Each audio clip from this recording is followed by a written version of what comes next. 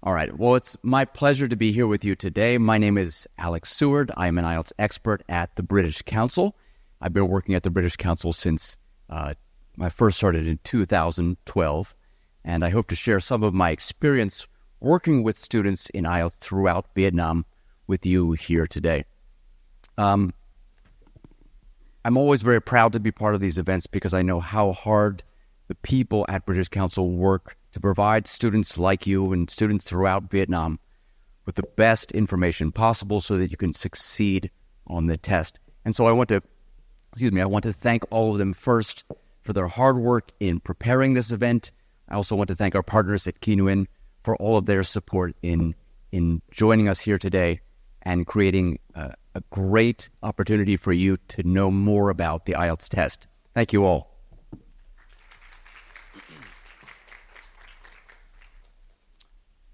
All right, so before we start, I want to know a little bit about your goals. So can I get a show of hands in this room? Who here wants to achieve maybe 4 to 5.5? Put your hands up. Again, there's no wrong answers to this, just whatever your goals are. Okay, so we have some higher achievers in the room, it looks like. How many of you are looking for somewhere between 6 to 7.5? Put your hands up. All right, a lot of you. Anyone higher than that? Anyone shooting for 8 to 9? Wow, I see a couple. But your hands are not high enough. Keep them up, really high. Get really high. All right. Well, thank you for your answers. It's good to know that you all are looking for something really great on the test. And I trust that if you keep working hard enough and with the right practice and support, you can achieve your goals no matter what they tend to be. So let's get started talking about speaking. I have a lot of things I want to say. Of course, I don't have enough time today to cover everything I want. But remember that there's plenty of support available to you out there from the British Council, on the website, on the fan page. So I encourage you to look for that. So today I want to talk about the IELTS speaking test format. Then we'll move on to talk about the assessment criteria. After that, some challenges and solutions and advice for each part of the speaking test. Then I'll give you some more self-study resources to leave here with and think about more, and hopefully we'll have time for a few of your questions at the end. But first, I want to have you answer a couple questions for me to find out what you already know about the test. So, simple, just true or false. You have a 50-50 chance. First one of the best things you can do to prepare for the test is to study vocabulary related to common topics. What do you think? Yes? No? Yes? Thumbs are starting to go up. Some people will say no. All right, I have some difference of opinion. Seems like most people say yes, and I agree with you. One of the best things you can do is study vocabulary related to all of the common topics. I'll talk about that in just a moment. You have to tell the truth, always and ever. Oh, I have a lot of liars in the room. No, you don't always have to tell the truth. If it helps to improve your score, it's okay.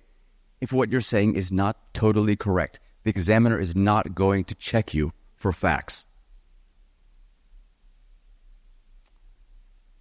If you don't like the topic, you can just change it. You can say, pass. Yes? No? You're laughing at me. No, you know. You're not allowed to change the topic on the IELTS test. Doesn't matter if it's in part 2 or part 1 or part 3. You have to try to give your best answer. Part 3 is easy. It's just a simple chat.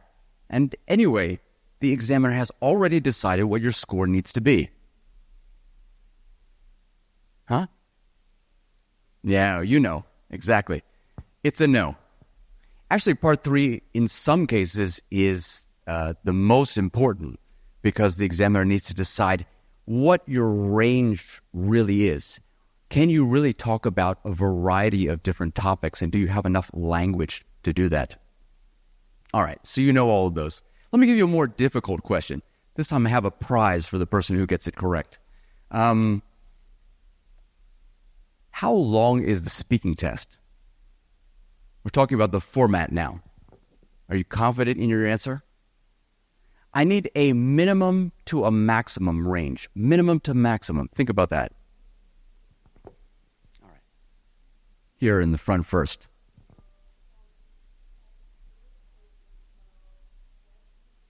You're very close. I'll give you one more attempt. One more attempt? Very close. Oh, you went the wrong way. I'll have to call on someone else, but thank you for your answer. Yeah, you seem very confident right here. In the gray shirt, please stand up. Yeah, go ahead. Oh, a little bit too long. Here. In most cases, yes, but not totally. Yes, in the blue. Wow, very good, yes. Very good. Yes, he did it. Can we get him a little prize, John? Can you give him a little souvenir from the British Council? Thank you. Yes, the total test is 11 to 14 minutes long, but you are actually correct. In most cases, it will be about 13 or 14 minutes. So let's talk about the total test. 3 parts. First part is 10 to 12 personal questions about you on common topics. You don't need to give too long an answer here, but we'll talk about what is a good answer in a minute. Generally, a good answer would be about 20 seconds or so, maybe 15 to 25 is a good range. In part 2, you'll be asked to speak for up to 2 minutes, and it's my advice to you to always continue speaking for the full 2 minutes until the examiner stops you. Before you speak, you'll have 1 minute to make notes and prepare what you want to say, and afterwards, the examiner will ask you usually 1 and maybe 2 follow-up questions. Now, this is the only time during the test when you can give a very short yes or no answer. And finally, in part 3, again, we have 4 to 5 minutes. But in this part, you're asked fewer questions, and the questions tend to be more general and a bit more complex, so they need longer answers. Generally, a good answer in part 3 might be between 35 to up to maybe 50 seconds or more, depending on how complex it is. Now, the topic will be related to part 2 in some way, but remember that in parts 1 and 2, we're mostly talking about you. That is, it's mostly personal. Whereas in part 3, we need to switch and talk about people in general, whether it's people in Vietnam or people all around the world. So keep that in mind. All right, so what is the examiner looking for when you test? Well, you need to be able to communicate your ideas and opinions on everyday topics. You need to be able to continue speaking at length and not give answers that are too short. You need to organize your ideas in a way that is logical. You need to express and justify your opinions. That is, why do you think that? You need to analyze, discuss, and speculate, as well as be able to speak clearly, of course. You need to have good pronunciation and be understandable. All right. Now, you're marked on 4 different criteria. The first is fluency and coherence. Next, we have lexical resource, grammatical range and accuracy, and pronunciation. For each of those 4 criteria, you will get a whole band score, meaning 5, 6, 7, 8. Your final score is then the average of those 4 different bands. So, for example, if the bands are 7, 7, 6, 6, your average is, of course, 6.5. But keep in mind that your score is rounded down to the nearest half band. So if your scores are 7, 7, 6, 7, it's also 6.5. It doesn't go up to the 7. So it's very important that you understand the criteria and make sure that you can meet all of them en route to your goals.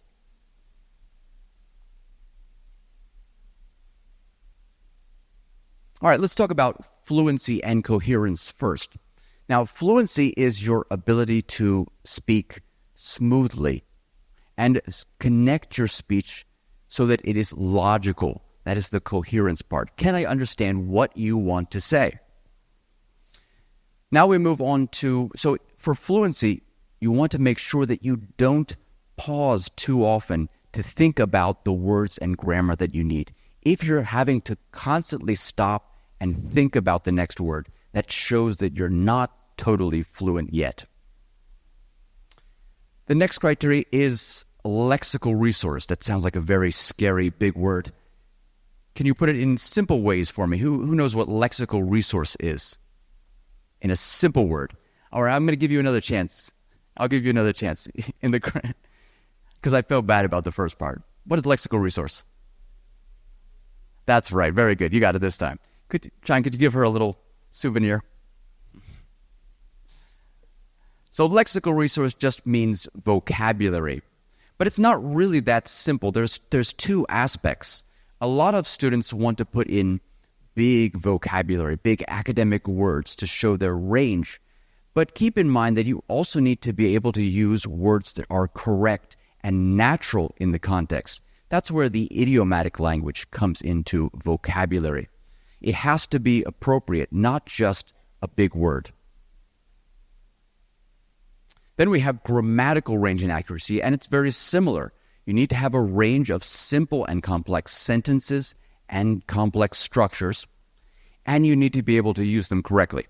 I'll tell you from experience, in Vietnam, a lot of students have good grammar range. They know a lot of different kinds of grammar, but their ability to use it correctly and not make mistakes is rather limited. So if that's you, you're going to need to work on those errors and correct them if you're going to achieve your score. And finally, pronunciation. Of course, you need to be able to be understood. You need to pronounce the sounds of English clearly, and you need to talk in a way that sounds natural, that is like a native speaker, as much as possible. That means using things like intonation, stress, and chunking or pauses in sentences to help you express your meaning.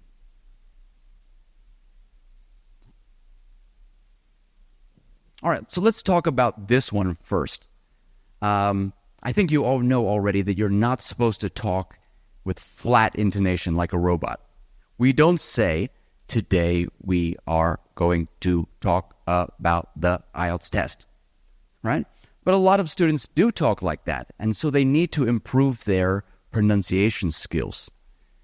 I think one of the best ways to do that is to surround yourself more by listening to native speakers, right? Whether it's online or friends or wherever. Make sure that you're listening to what sounds natural. Can I have someone help me to demonstrate this? Someone who's brave from the audience. I want to do a little practice with this. Copying my speech.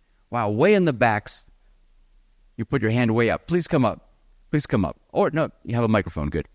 You have a microphone for her? Yes, excellent. Today we go... Wait, sorry. I need to give you an example first. But thank you. What is your name? My name is Quỳnh. Sorry? My name is Quỳnh. Okay, Quỳnh. Thank you for volunteering. So what I'm going to do, I'm going to say the sentence naturally, and then you're going to try to repeat after me. So our idea here is to create some sort of music to the language, make the language sing in a way, right? And to do that, I need to do these things. I need to have intonation and stress. I need to be able to connect words like talk about, IELTS exam, IELTS exam. You see how the words connect to one another?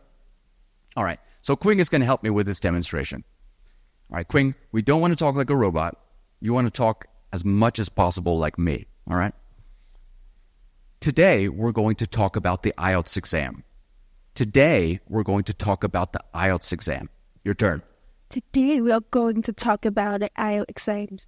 Yeah, okay. One more time. Maybe today's exam. Get that intonation correct. Today, we're going to talk about the IELTS exam. Today we are going to talk about IELTS exam. Very good. Yeah, thank you very much. Everyone, congratulate Quỳnh. Thank you for being brave.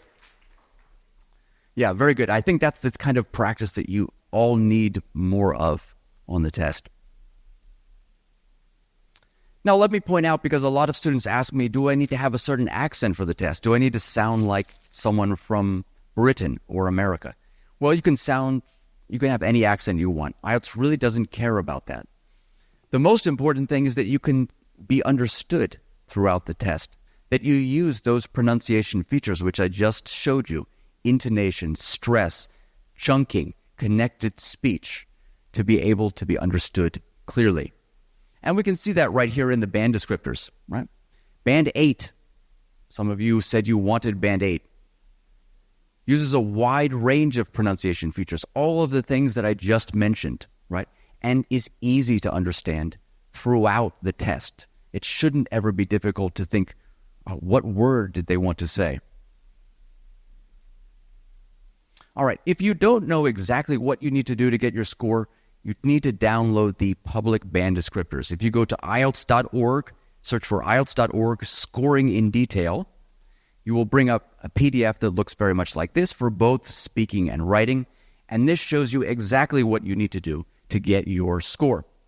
So if we zoom in here on band 7, we can see that there are 3 different points mentioned, right?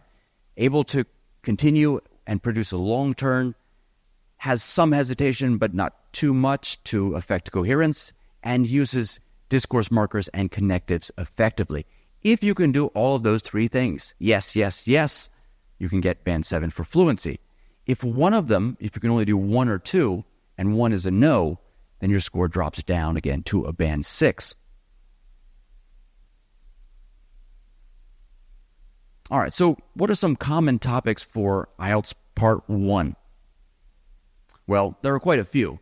But the good news is that there are lots of lists out there online, and there's lots of practice exams that you can look at and find the common questions and start to practice for yourself. I suggest that you don't focus on the things you know a lot about. Focus on the things that you're new to, the topics that you don't know well. For example, maybe you don't know about art. Do some reading about art online or from an IELTS book. Start to collect the information that you need, the good vocabulary, grammar, and ideas, and put those in a journal as a lexical set. And finally, remember to use what you learn to speak and write. Don't just keep long lists of new vocabulary. You have to personalize it, make it about you. So write about your own experience with that topic using those new words.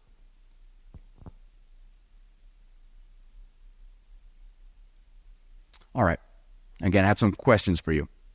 Here's my answer for this question in part 1. What's your favorite food? You tell me, is this a good answer or not? I like pasta. Is that a good answer? You're shaking your head. No? He says it's a good answer. Are you sure? No, you're just kidding with me. I know. Why is it not a good answer? Why is it not a good answer? Go ahead, tell me. In the yellow shirt. Yeah. And so what do I need to do? What should I do? Okay.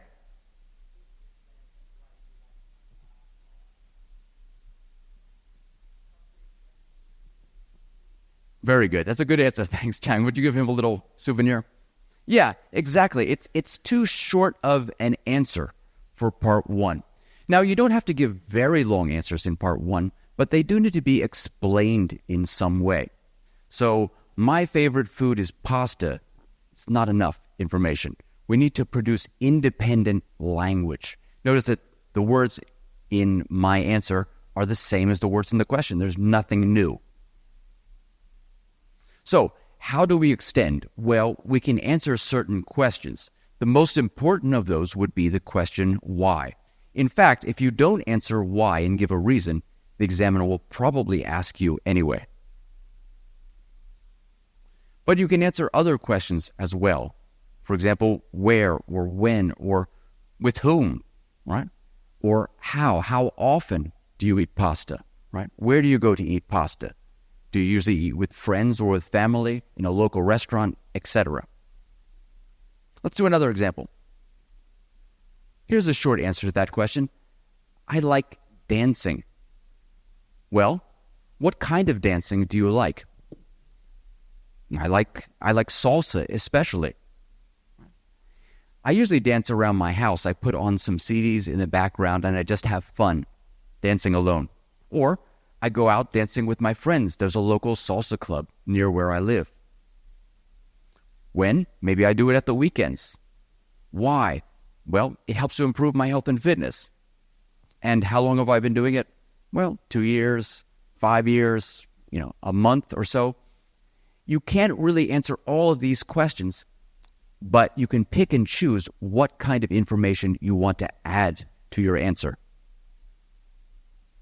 As I said, we're looking for an answer in part 1 of about maybe 20 to 25 seconds would be a good answer, sometimes a bit shorter, but that works to about maybe 2 or 3 good sentences.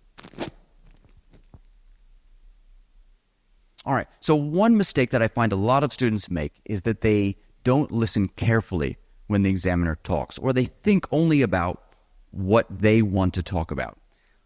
I remind you to, when the examiner talks, try not to talk, try to stop and listen carefully. First for the tense. Now, the questions in part 1 are mostly about you, but it will be in different tenses. So what house did you grow up in is in the past tense. You need to give the past tense in your answer. I grew up in a small house in the countryside, for example. Where would you like to live, on the other hand, is about the future. So don't talk about your house now. That's a mistake that a lot of students make.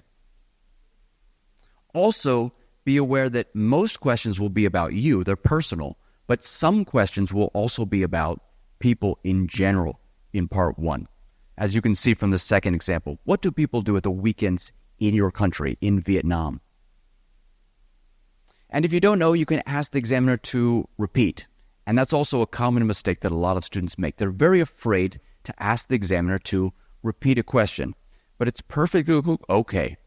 It's perfectly natural to do that, right? Even native speakers have to ask others to repeat sometimes. But you want to do it in the right way.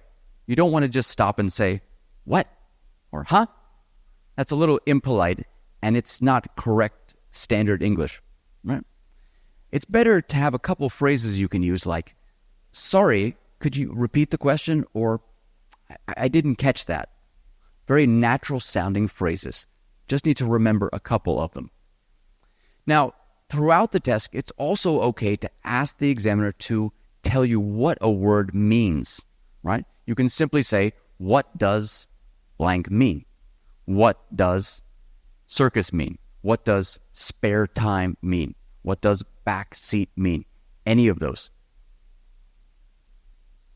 And it happens a lot in part 3 that you might not understand what the examiner said. Sometimes even the examiner doesn't understand what the examiner says. It gets a little complicated with some of the questions. So it's okay to ask the examiner to rephrase or explain their meaning for you. All right, let's move on next to part 2. Now, in part 2, as I said, you're going to speak for up to 2 minutes, and you'll have 1 minute to prepare before. So it's really important to use that 1 minute effectively, and students often have trouble with that because it's not something that you do. So you try to rush and make notes as quickly as possible, but they're not well organized, and often they're not what helps you to do your best. You will, of course, have a paper and pencil to be making your notes. But I suggest for most of you that you try to tell a story with as much detail as possible. Often part 2 will be about something that happened to you in the past. So go back as far as you can and think about all of the details, all of the people that were involved, all of the things that you did, for example. It's okay to use your personal experiences. Remember, this part is all about you and what you've done or want to do in the future. So what are the challenges? Obviously, as I said, the timing and organization. It's very difficult to continue to speak for 2 minutes. It's a challenge. And it's very difficult to be able to prepare in just 1 minute. So you need to improve your note-making ability. How do you do that? Well, first, make sure you write in English. A lot of students want to write in Vietnamese, and it makes it more difficult because then they have to translate back into English when they're speaking, and it slows them down. Don't write in full sentences. You won't have time to do all that. Instead, you need to make important notes about key words and ideas that will help to guide you through your story. I suggest you learn to use abbreviations, and they don't have to be any special abbreviations, any ones that you find helpful to you. Because remember, no one is going to look at your notes. Practice note-making as a separate skill. Okay, here's what I mean by this. Often we practice speaking and we make the notes and then we talk. But you don't always have to talk. You can simply practice note-making, right? And the way I would do that is to start with giving myself more time. Maybe start with 2 minutes of note-taking at first. Make sure that you can become efficient at the process before and then start to reduce the time slowly. Maybe next time 1 minute and 40, 1 minute and 20, until you can do a minute effectively. But give yourself lots of different topics so that you are aware of all the kinds of questions that you could get and that you're practicing that skill again and again. That's the way to get good at it. All right, so here's an example of a part 2 question. Notice that there are certain bullet points. If you're a lower level student, the bullet points can be very helpful to you because you can just follow the outline of what it says and answer the questions. But for the more advanced students, those of you who are looking for 7, 6.5, 7, 8 especially, you're going to have to do more than the bullet points. Because what often happens to students is they give too short an answer and they just answer the bullet points. Who this person is. This person is my dad. The next question is how often we see each other. We see each other every day. What the person does. He's a lawyer. Thank you for your listening. And it's over very soon, right? You need to give more detail and explain and continue talking. So the first example of notes would probably be too short, although it starts to have some good vocabulary. The next one is more detailed, and I can create a story around all of this information if I'm able to get these words on my paper.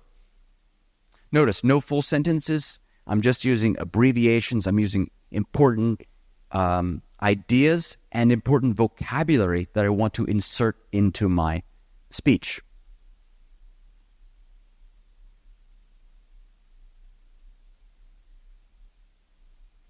And finally, we turn to part 3. Now, part 3 is a two-way discussion, as I said, on abstract or general topics. Now, the challenge in this case is that maybe you've never thought about these topics before.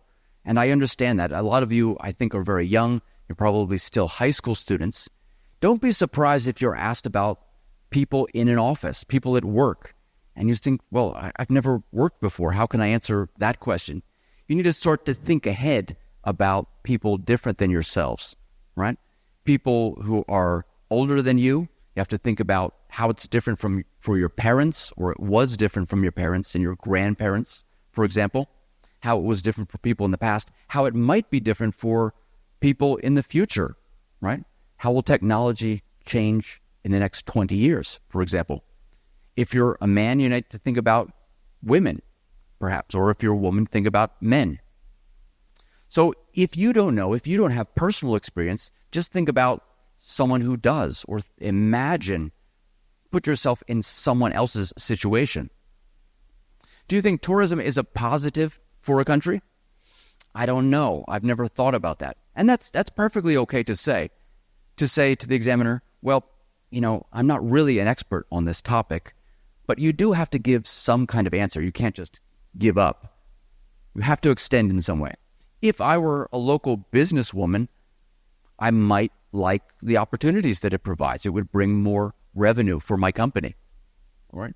Or if I was an environmental activist, I might not like the effect that tourism has on the damage to the environment, for example. But you don't need to worry too much about your ideas. A lot of students get very, very nervous. I've seen it again and again.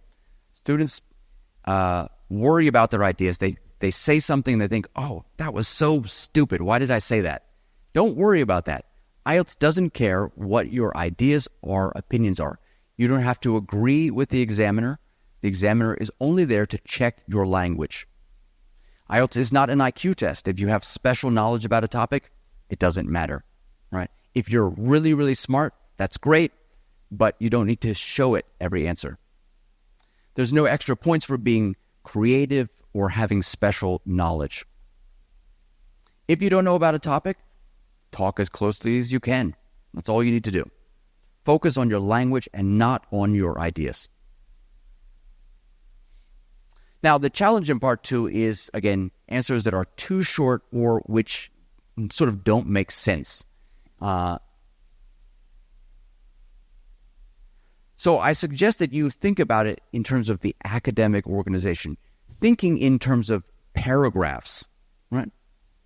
So in this case, I have a point and I want to extend that point in some way with extra examples or evidence of what I'm talking about. We can also talk about reasons and results. So I have my main point. Here's an example, or one instance of this is, this means that, where I explain what I just said in another way, I can rephrase myself, for this is because, or the reason for this is, or I guess this, I think this happens because, or the result of this is. So let me give you an example. How have shopping trends changed over the past decade?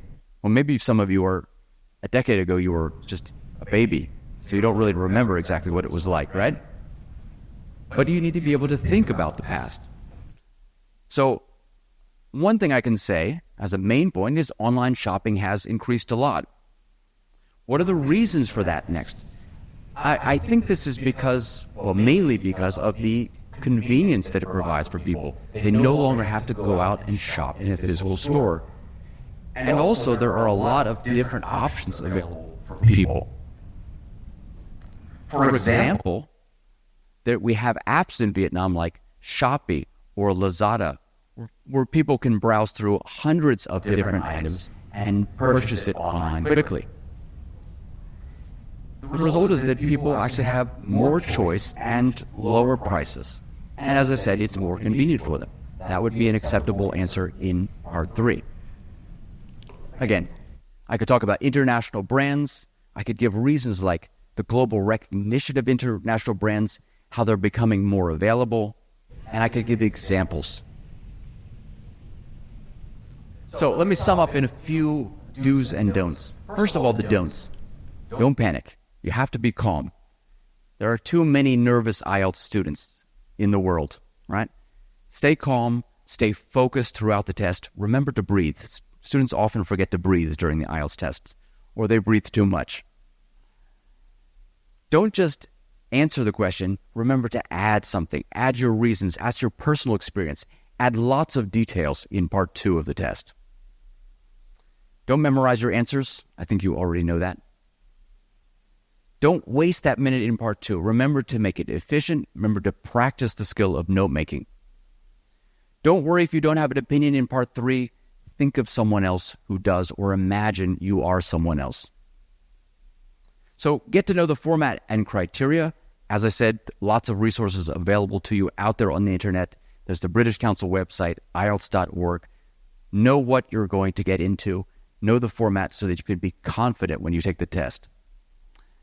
Study vocabulary on common topics and think about how it relates to you. Remember to read and write about yourself.